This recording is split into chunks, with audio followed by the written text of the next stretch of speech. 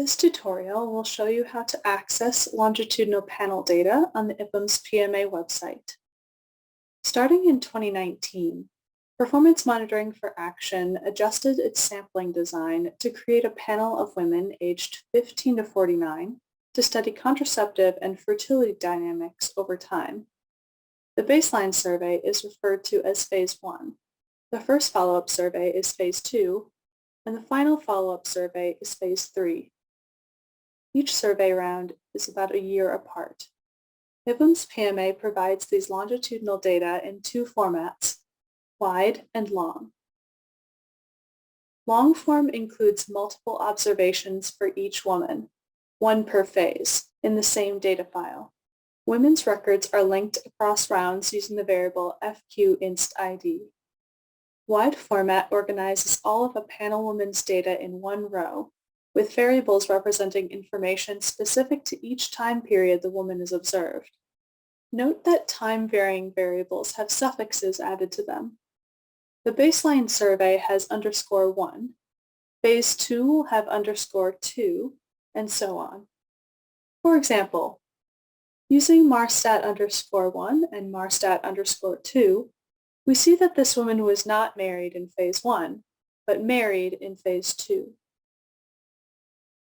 Household members cannot be linked over time, so they will have data available only in the time period in which they were observed and have missing data otherwise.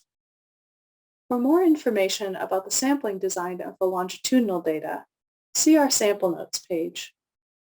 From the entire Phase 2 data file, PMA identified a subsample that could be used as a representative cross-sectional file. IPUMS PMA also provides the cross-sectional version of the data file in which persons who are not a part of the cross-section have been removed. This allows for enough data to calculate indicators over time using previous PMA cross-sectional data. First, go to the online data dissemination system and choose the family planning topic from the person unit of analysis. Then go to Select Samples.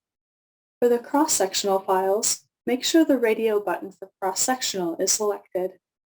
Select the data samples of interest, submit your sample selections, and choose variables as usual and request your data file.